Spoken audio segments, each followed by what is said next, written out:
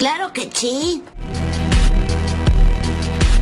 El hombre alzó la vista, aterrorizado, y vio una espesa nube de niebla elevándose a lo lejos. Antes de que pudiera procesar lo que ocurría, una alarma aguda resonó por el pequeño pueblo. Momentos después, escuadrones de jets militares rugieron por el cielo. El corazón de Jim se hundió. Claramente había ocurrido algo terrible. Instintivamente intentó sacar a su novia de allí, pero en medio de su huida sucedió la catástrofe. Un choque de automóvil.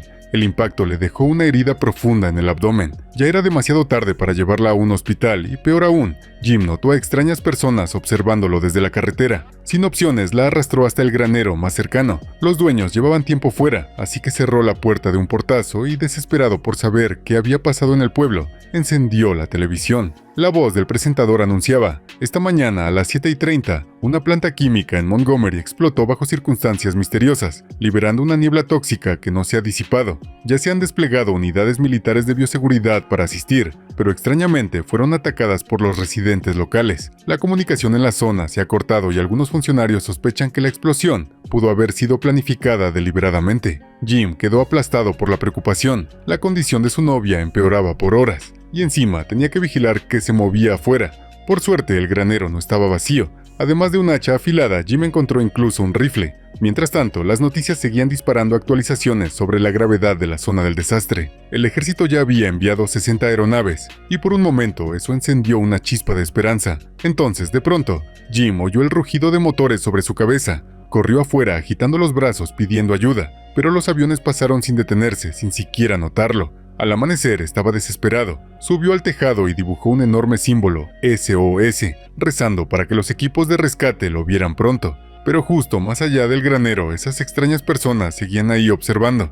En los días siguientes, Jim aprendió más por la cobertura constante de noticias. Decían que cualquiera que respirara esa niebla tóxica empezaba a convertirse en asesino sin mente. Eso fue suficiente para mantenerlo atrincherado dentro. Una noche, mientras llovía, un leve ruido lo despertó sobresaltado. Tomó su lámpara y se movió a tientas en la oscuridad, solo para sentir que el estómago se le hundía. El pestillo de la puerta trasera estaba abierto de par en par. ¿Lo había olvidado cerrar o alguien había entrado? Con el corazón latiéndole a mil, corrió para volver a cerrarla. Empezó a barrer el pasillo, revisando cada rincón. De pronto, otro ruido detrás de él lo hizo reunir todo su valor y darle un golpe al interruptor general.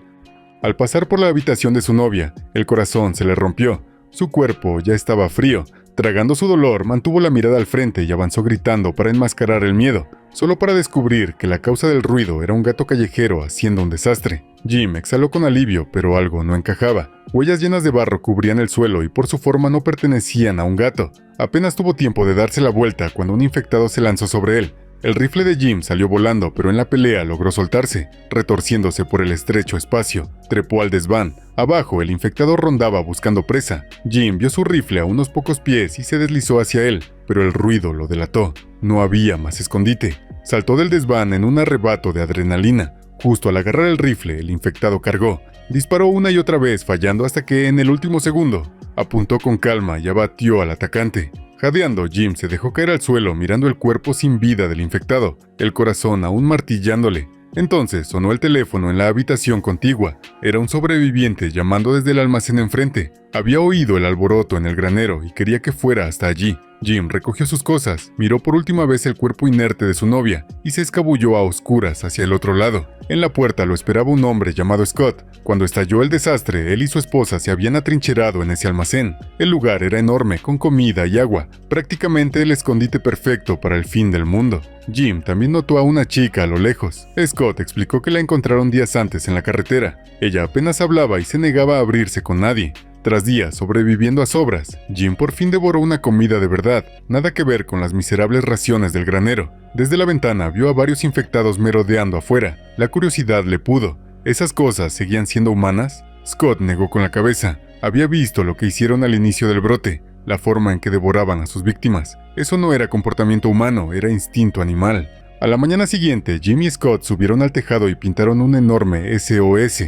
Luego Jim salió a buscar por edificios cercanos cualquier cosa útil. De regreso pasó junto a la extraña chica e intentó hablarle, pero lo ignoró.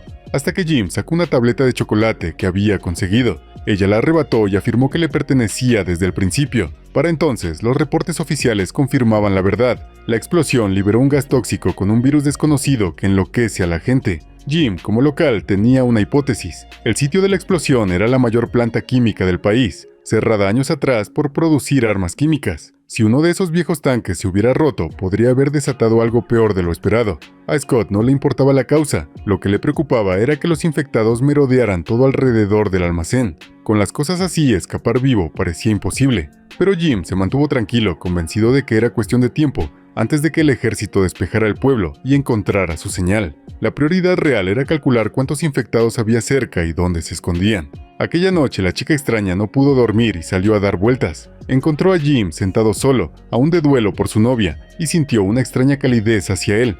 Finalmente se abrió. Su nombre era Nain. Siempre había sido rebelde, sin amigos en la escuela y ruda con sus padres. Pero días atrás, cuando llegó la niebla tóxica, sus padres murieron a manos de los infectados intentando salvarla. 9 ni siquiera tuvo tiempo de disculparse. En su mente, ella era la que merecía morir. Jim, hábil con las palabras, le dijo justo lo contrario. Debía vivir por ellos, para que su muerte no fuera en vano. 9 sintió un peso levantarse del pecho y estuvo a punto de agradecerle cuando un disparo resonó abajo.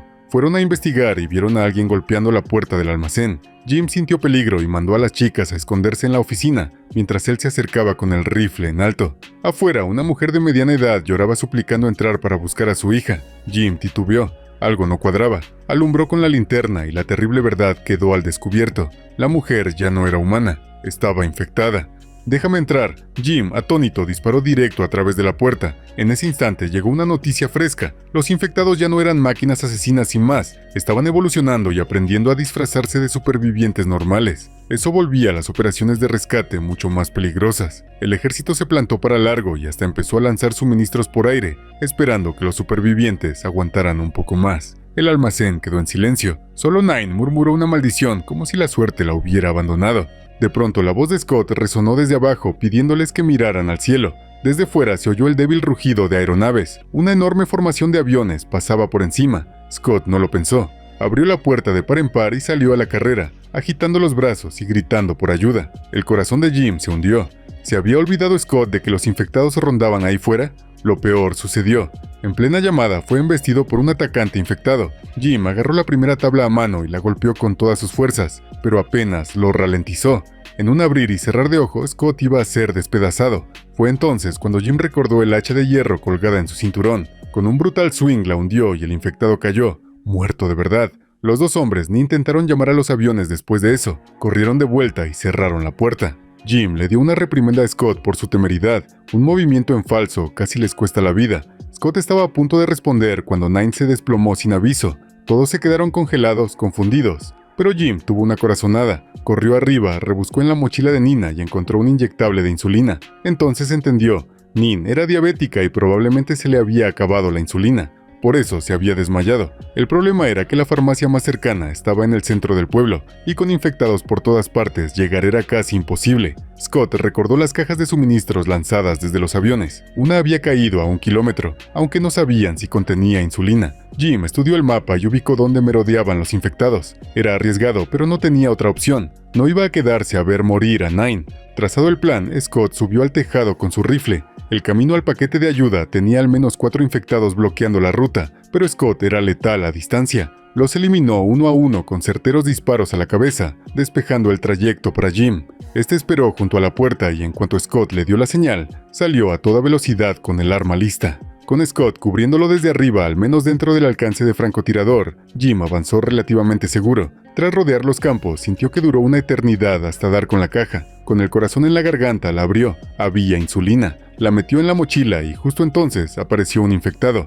Afortunadamente no lo había visto. Jim estaba a punto de respirar aliviado cuando la voz de Scott chisporroteó por la radio y alertó al infectado hacia su posición. Maldijo, alzó el arma y disparó. Había apuntado a la cabeza, pero la bala le dio en la pierna. La criatura cayó malherida, pero aún viva. Jim recordó las palabras de Scott. Estas cosas ya no son humanas. Sin dudarlo, apuntó otra vez y le atravesó el cráneo. De regreso al almacén, Nin despertó tras recibir su insulina, pero débil. Necesitaría reposo y tiempo para recuperarse. Jim la dejó acomodada y en su revisión habitual del lugar, oyó un sonido extraño en un rincón oscuro, una tapa de alcantarilla levantada y un rastro de huellas negras y húmedas que se alejaban. Una oleada de inquietud lo recorrió. Arriba, Scott, medio dormido, vio una silueta y, pensando que era Jim, bajó la guardia hasta que la figura se lanzó sobre él. Un infectado se había colado adentro. Jim reaccionó al instante, pateó a la criatura y la inmovilizó con un somier. Los demás aprovecharon para atrincherarse en la oficina mientras el infectado merodeaba afuera. Jim y Scott se dirigieron a sus posiciones. Cuando la criatura irrumpió, Jim apretó el gatillo sin vacilar.